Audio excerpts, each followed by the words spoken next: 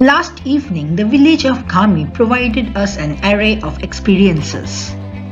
It started with the warm invitation from an antiquary to visit his home to have a look at his rare exhibits, which turned out to be quite an experience. And ultimately, we couldn't resist ourselves in buying out two invaluable items used by the Tibetan tribes from the ancient past. One is a girdle made out of yak skin where they used to keep flint stones, while the other one is a bell used on the yak herds by the ancient shepherds. Upon acquiring these two objects, we felt so connected with human civilization that evolved over thousands of years.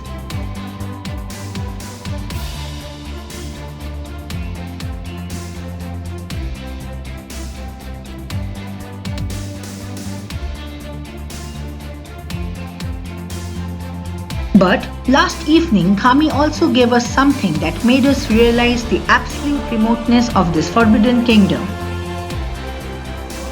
As the power supply went off, the evening darkness and infinite silence swallowed us to such an extent that we could well apprehend how far we are from the dazzling city life, sitting in the lap of the mighty Himalayas. The battery life of our urban entertaining gadgets died fast, leaving us no other option but to crash for the night at 8 p.m. But we could well understand that for urban dwellers like us, restful sleep can also be a luxury. Deficiency of oxygen in this kind of barren high altitude is usual, and last night when it was endorsed by sub-zero temperature, the night became endlessly miserable. But every episode has a beginning and an end. Our agonizing pain came to an end with the shining light of the rising sun.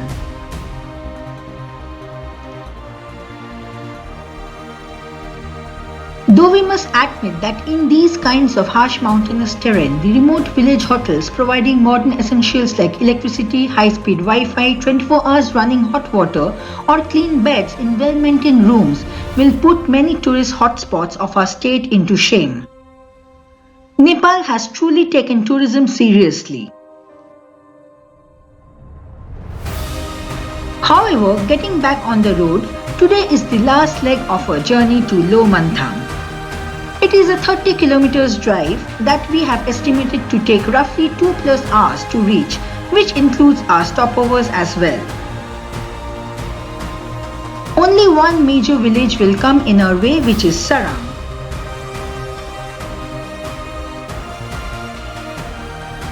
A strange village indeed, I must say.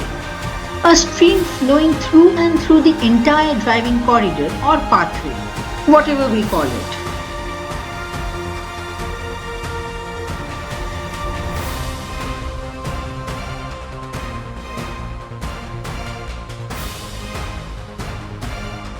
Today we are driving through an altitude ranging roughly between 11,500 feet to 13,000 feet.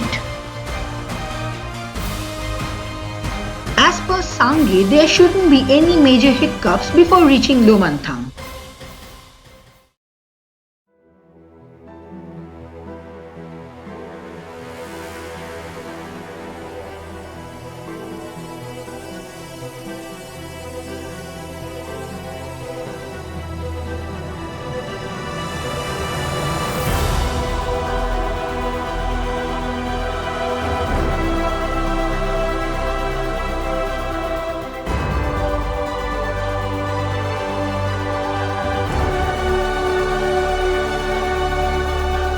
Interestingly, the hidden kingdom of Lo is unfortunately deprived from rainfall.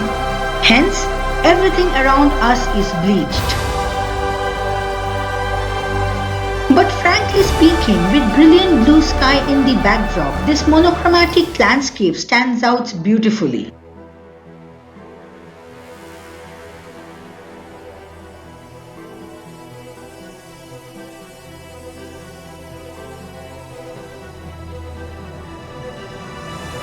After crossing the runnel just after the village of Sarang, the uphill Kali Gandaki corridor suddenly turned dangerously narrow and rocky.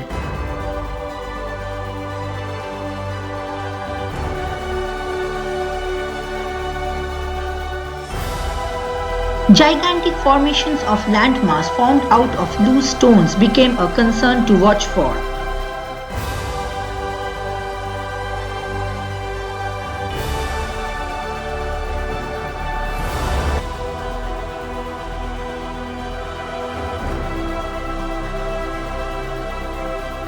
Proceeding further, the idiosyncratic landscape changed into a wide open pale horizon. The characteristic of the surrounding harsh landscape easily reveal abundance of snowfall during the winter season. Sange told us that these areas usually remain under snow from mid-December onwards till mid-March. During this time of the year, most of the handful residents of the surrounding villages leave behind their homes and go down to low altitude areas of moderate climate. Needless to say, sighting of people and vehicle has turned into an occurrence of ceremony. We haven't been to a deserted vastness before and have watched them only in infotainment channels on television.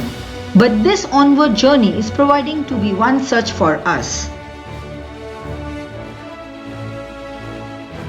Till now, after Kalopani, the road we encountered was gravelish, which was quite okay to handle. But the sudden change of this stretch of terrain we are traversing through is giving us quite a headache. The road turned out to be covered with soft silt like dust. Moreover, at times the road is disappearing and branching out towards the edge of the cliff.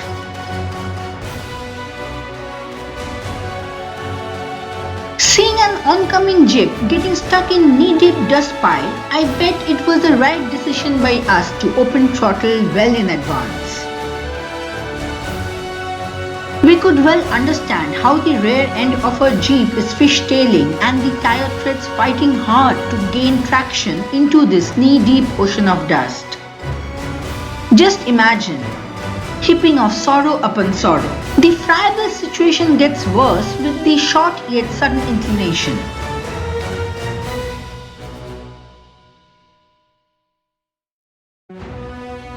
We could just manage to engage our four-wheel drive to roll back our wheels.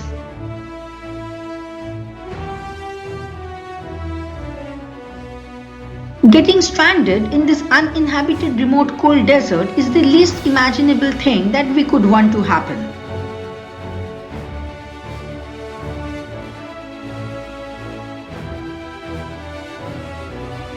All's well that ends well.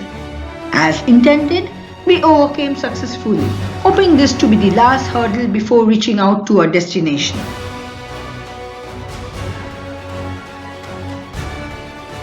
The last challenge Upper Mustang threw took a bit of us to consider for a stopover.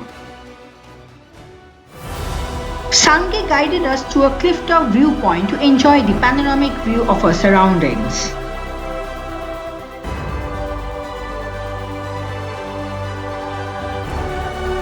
Not only the forbidden kingdom of Lo-Manthang stands right in the valley in front of us, but the spectacular contour of the China-occupied Tibet gave us wonderment.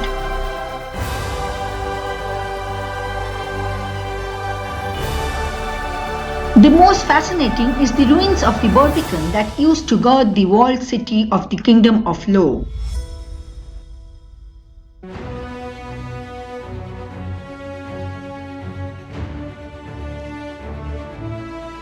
Sometimes we wonder that why on earth human race kept on engaging themselves in warfare to gain control over others in the greed of expanding their territorial boundaries over centuries. Probably it's the human psychology of gaining power over others that gives them immense satisfaction, or maybe history wouldn't have been written otherwise. Proceeding further, we could realize that it will be a rapid descent that will finally deliver us within the boundaries of the ancient city.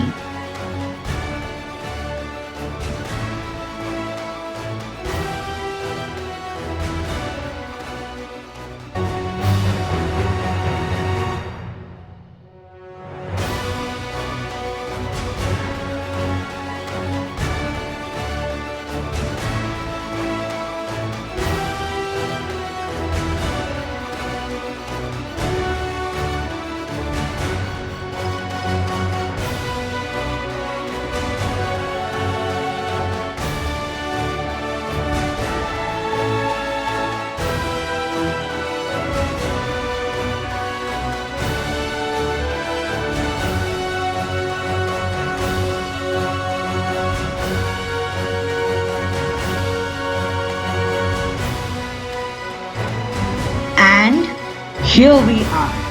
As if this dream destination that we always wanted to drive through finally is welcoming us with a smile.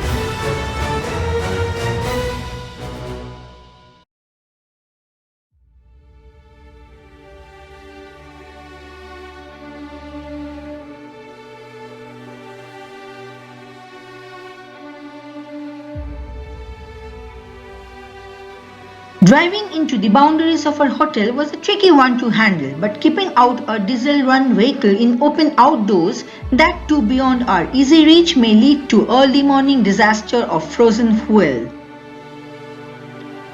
Not really a wise driver's decision.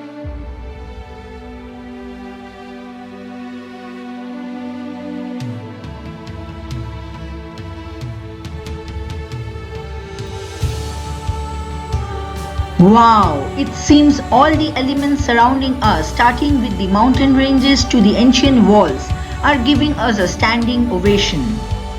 An absolute thrill of achievement that we really cannot express in words.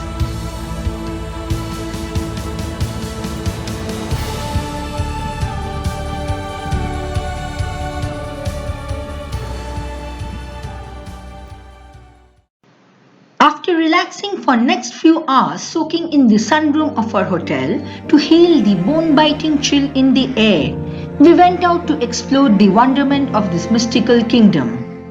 Encapsulated within pale whitish-brown barren upland, the residents of Lo-Manthang are true bravehearts to cope up with the difficulties of day-to-day life.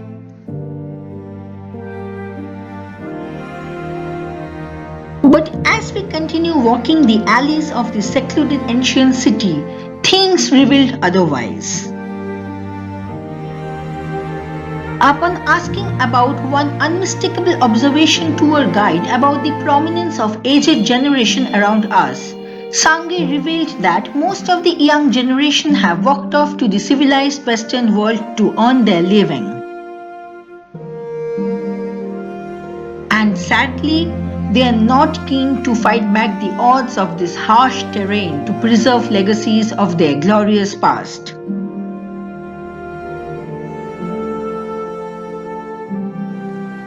Once again, it is evident that advancement of time and technology is proving to outcast many from their roots. Inevitable, we guess.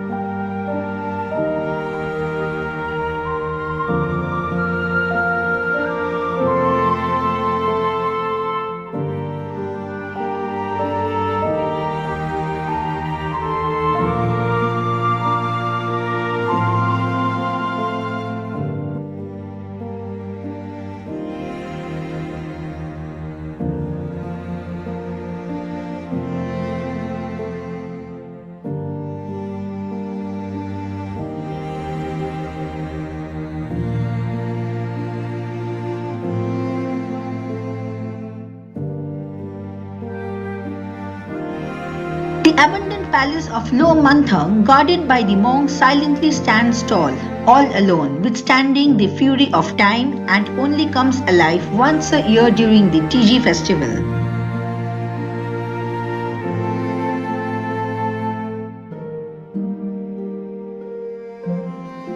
Somehow, we could feel the moaning palace walls echoing their loneliness through the continuous barking of the Tibetan mastiff, who also plays the role of the guardian beside the monks.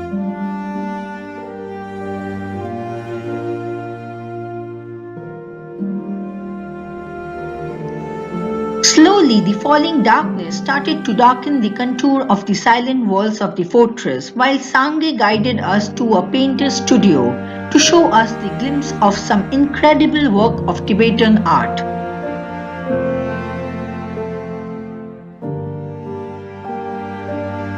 Really wish to come back again to see the unseen of this amazing region.